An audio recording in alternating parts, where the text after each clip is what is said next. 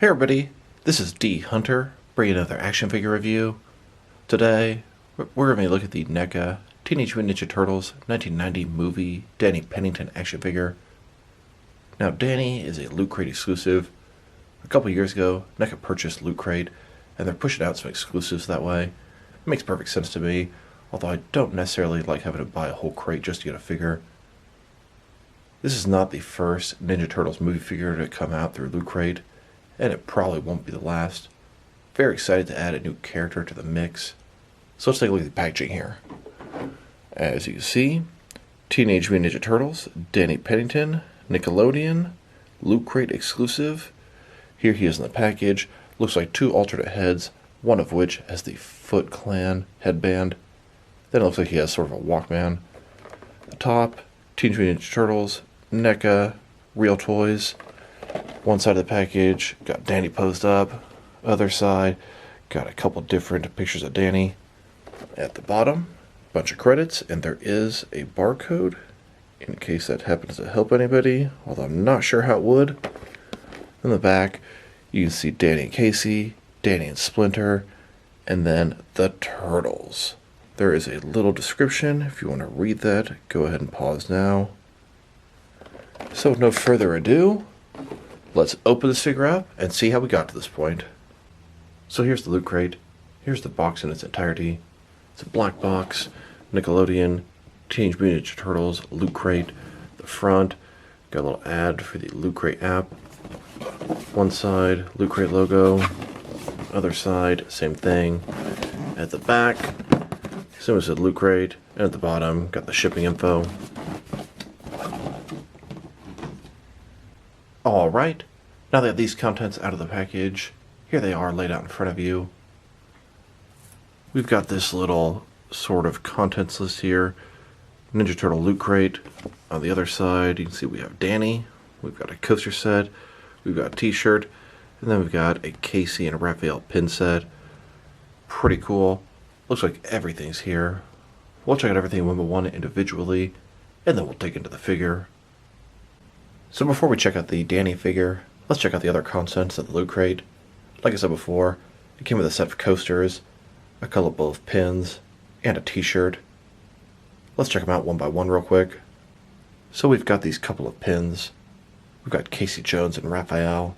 Makes perfect sense for this film. As you can see, Nickelodeon, got Casey, got Raphael, Teenage Mutant Ninja Turtles. Each pin has two different hooks here. Not bad. And then we have these two coasters. One has Shredder, and one has the Turtles. One thing I do find interesting about these coasters is this part of the movie Loot Crate set, and these are definitely comic-inspired images. The actual coaster, kind of made of a rubbery type material, very bendable. Here's a look at the t-shirt. It's pretty cool. You can see we've got the Turtles peeking out of the sewer. It says Teenage Mutant Ninja Turtles.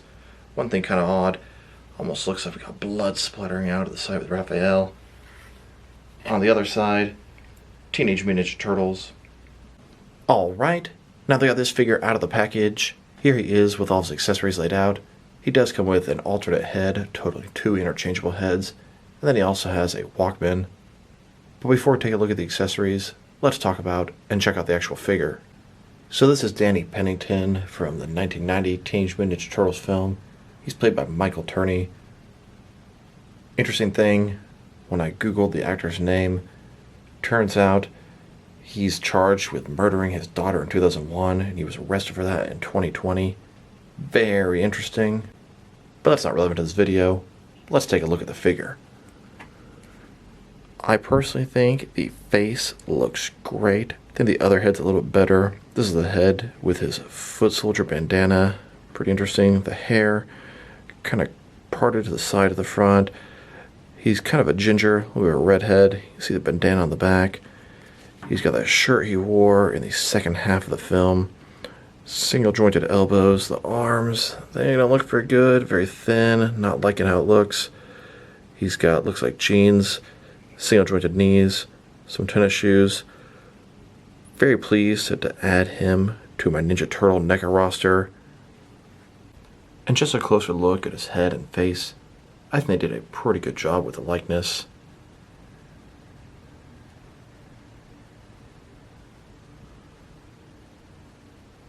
And then, here's the figure broken down as far as he can go, with all of his removable parts detached. And his hands do pop out pretty easily as well. I didn't take them apart, as he doesn't have any interchangeable hands to replace them with. It kind of makes you wonder if he was originally intended to come with some. Now let's take a look at his accessories, and let's start off with his heads. Here he is with his first head. This is the one he came with in the package. This one has the foot soldier headband on. And here's his other head. This head's a little bit more standard. This will be my head of choice for him, my default head. The hair looks pretty good, the eyes, the facial features. I think the likeness is pretty spot on. Then we've got his Walkman here. It's attached to these headphones. So here's the base of the Walkman, got a couple of arrows here. Then it's got this soft, rubbery wire, it goes all the way to the headphones here. I was curious if they were the exact same accessory from Back to the Future's Marty McFly. They are very similar. Some minute differences. The Walkman seems a little bit different, so I don't think it's straight reuse. Here's Danny holding and listening to his Walkman. I remember in the film, he would put that on every time he didn't want to listen to what his dad had to say. And he got this Walkman from stealing stuff for the Foot Clan. Now that we've taken a pretty good look at both the figure and his accessories, now let's check out his height. From bottom to the top of his head, standing at about 5.8 inches tall, which is going to translate to a hair under 15 centimeters. This figure is on the 7-inch scale, but he's definitely shorter than 7 inches, and he should be. Danny was a teenager in the film, but I personally feel like he's quite a bit too short. You'll see when we do the comparisons later. Now let's check out his articulation. Starting with his head here. Of course, you can rotate from side to side. You can look up and down just a little bit. You can tilt his head a tiny bit from one side to the other. Shoulders on a ball joint goes out a little bit less than 90 degrees. Up, down, around, all that good stuff. He's got a single jointed elbow, and I really don't like the way the arms look. Too thin, just looks frankly kind of awful. They went about 90 degrees, and there is rotation as well. His wrist here can rotate, and it's going to be hinged. His torso here seems to be one solid piece. His waist can rotate around, go forward and back, kind of a ball joint down here. His legs go out about this far. They aren't ball joints. Can rotate independently against the ball. They go forward about that far, back, not too much. Single jointed knees, about a 90-degree bend with rotation. Then his ankles here go forward and back just a little bit. They can rotate and they can tilt and rock. Here's Danny chilling out at the foot soldiers' headquarters, having fun, playing with all his buddies.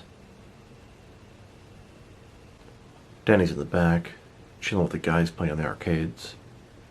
Danny's paying one of his frequent visits to Splinter as he's tied up in the other room. And then Shredder approaches and confronts Danny. He knows that he's hiding something. Shredder threatens Danny with his claws. Then he pulls out a picture of the Turtles from his back pocket. Now let's check him out, next to some other action figures, starting off with some other NECA Teenage Mutant Ninja Turtle figures. Here's Danny next to the 4 Turtles. I feel like he should be about their height. The Turtles are shorter than a person in the film. And here he is, next to the recently released Unmasked Casey Jones. When I put these two figures together, this is when I realized Danny is way too short. I even rewatched part of the movie just to see his height. And Danny should not be this small. What is he, 8 years old? This guy was probably about 16 or so in the movie. And yes, he was definitely shorter than Casey Jones, but maybe not this much shorter. And then, next to April O'Neil, here's Danny next to Master Splinter, finally a figure that he's taller than. Here's the entire collection of heroes from the Ninja Turtles film. It has taken a very long time to finally get this put together. Here's Danny next to the Casey and Raphael in Disguise 2-pack. Danny is just way too small. Here's Danny next to Shredder and the Foot Clan. He was becoming a member of the Foot Soldiers during the film. And I know I'm beating this dead horse with a stick, but he is just way too small to be joining the Foot Clan. I mean, look at him. This character was not that small compared to the foot soldiers in the film. Then, next to Hamato Yoshi and Oroku Saki, here's Danny next to Toka and Razar from Teenage Mutant Ninja Turtles 2. Then, next to all three variations of Super Shredder, that pretty much concludes my movie Turtles action figure collection. I'm sure we're going to get some more stuff from part 2, hopefully Kino in April. But I really hope they get us a Tatsu from the first one. NECA has flat out said it's just not going to happen. I think the actor wouldn't allow them to make a figure, but fingers are still crossed. Here's Danny, next to my entire collection of NECA Teenage Mutant Ninja Turtles animated figures. Here's Danny, next to the DC Direct collection of turtle characters from Batman and Teenage Mutant Ninja Turtles. And finally, next to a video game slash figure. Now let's check him out, next to some other teenager or kid action figures. Here he is, with a bunch of different NECA teenager and kid action figures. I really wanted to compare him to John Connor from Terminator 2. Those guys scale up pretty similarly. And here he is, next to a bunch of McFarlane kid or teenager figures. These are from Stranger Things, Walking Dead, and Harry Potter. Now let's check him out, next to some action figures from different various companies, to see how he fits in, both scale and style-wise, in case you want to know which lines you can mix him with. One cool thing about Danny, because he's a kid or a teenager, he's going to be shorter and not in scale with the rest of the figures. So he works with a bunch of different variety of lines. Here he is with some of his NECA brothers. In front of you are 5 different action figure lines, all from NECA Toys, all 7-inch scale. And now, next to some Jakks Pacific wrestling figures. And here he is, next to some DST or Diamond Select toys. Then, next to some McFarlane toys. And here he is, next to some DC Direct and DC Collectibles figures.